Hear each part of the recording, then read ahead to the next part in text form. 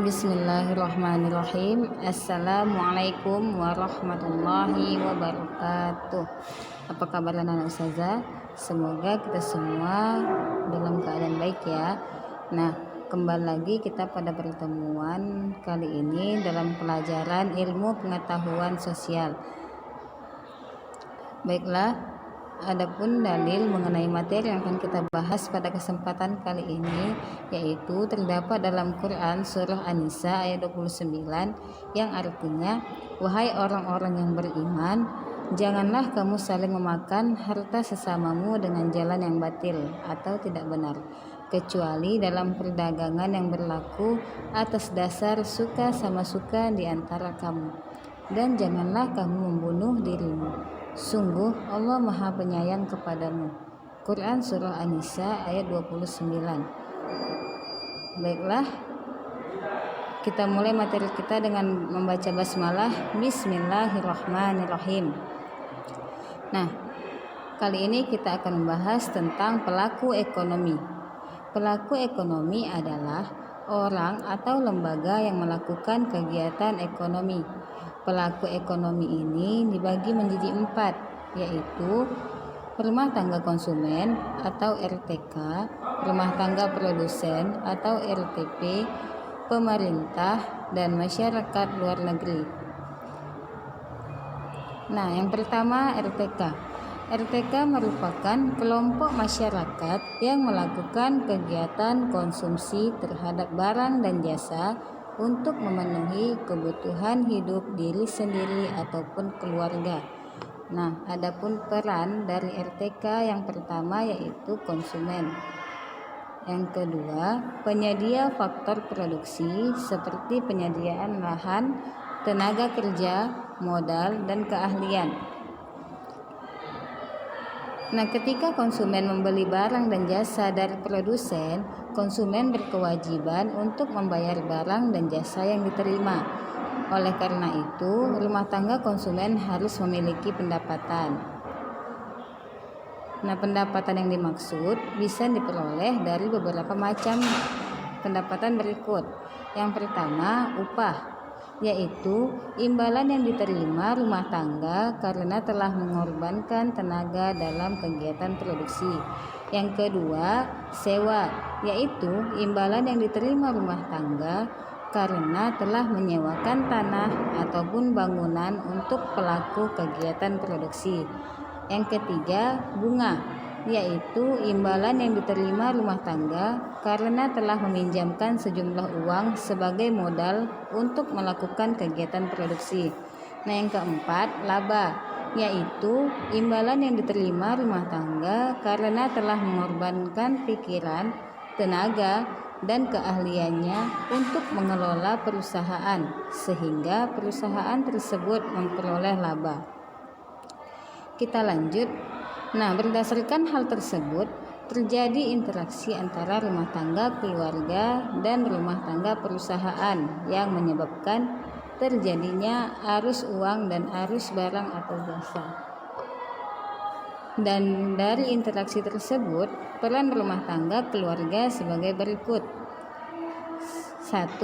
Konsumen barang dan jasa yang diproduksi atau dihasilkan perusahaan untuk kebutuhan sehari-hari.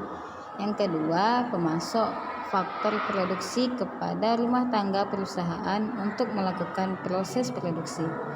Nah, faktor produksi merupakan sumber daya yang digunakan dalam sebuah proses produksi barang dan jasa. Terdapat 4 faktor produksi, yaitu tenaga kerja, modal, sumber daya alam, dan kewirausahaan. Yang kedua, RTP, rumah tangga perusahaan atau produsen. Nah, perusahaan disebut sebagai produsen. Produsen adalah pelaku ekonomi yang berperan sebagai penyedia barang dan jasa bagi konsumen. Rumah tangga perusahaan atau produsen di Indonesia dikelompokkan menjadi 3, yaitu badan usaha milik negara atau BUMN, badan usaha milik swasta atau BUMS, dan koperasi. Nah, Dalam bidang ekonomi, perusahaan memiliki peran sebagai produsen sekaligus pengguna dari faktor produksi. Untuk dapat menggunakan faktor-faktor produksi, perusahaan memberikan balas jasa kepada rumah tangga, seperti tenaga kerja mendapatkan upah. Nah, pemilik modal mendapatkan bunga.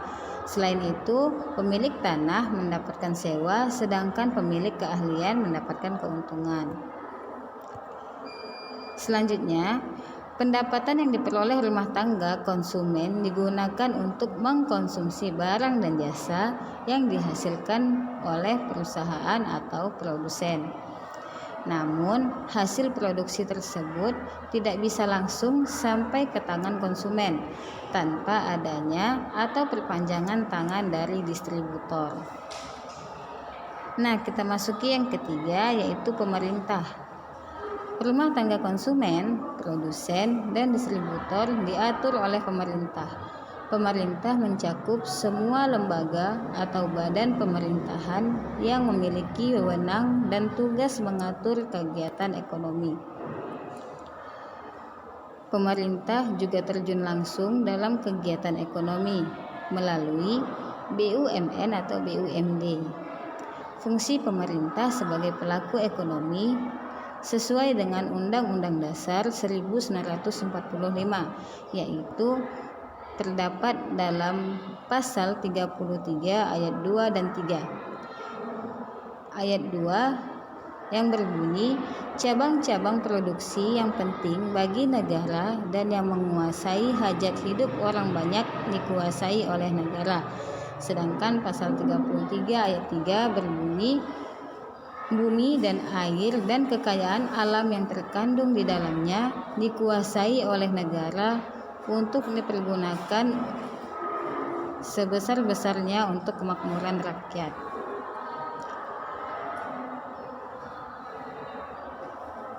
Nah, yang selanjutnya, yang keempat, yaitu masyarakat luar negeri. Pelaku ekonomi yang terakhir adalah masyarakat luar negeri. Nah, sebagian dari pengeluaran yang dilakukan rumah tangga, perusahaan, dan pemerintah tidak hanya ke dalam pasar domestik, melainkan juga ke pasar luar negeri. Hal ini dilakukan untuk pembayaran atas pembelian barang-barang impor yang dibutuhkan oleh negara maupun masyarakat. Nah, dari berbagai kebutuhan yang ada yang dapat diproduksi sendiri dan ada yang tidak. Hal ini dikarenakan masyarakat belum mampu memproduksi sendiri atau terkendala di modal yang mungkin diperlukan sangat besar. Namun, hubungan luar negeri tidak hanya impor saja, melainkan juga ada ekspor. Nah, barang yang diproduksi sendiri ada juga yang dikirim ke luar negeri. Hubungan inilah yang menyebabkan terjadinya kerjasama perdagangan dengan luar negeri. Baiklah, dan saja sekian materi untuk pertemuan kali ini.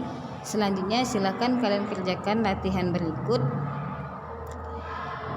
di buku latihan kalian. Selamat mengerjakan. Kita tutup dengan lafaz hamdalah. Alhamdulillahirabbil alamin. Thank you. Wassalamualaikum warahmatullahi wabarakatuh.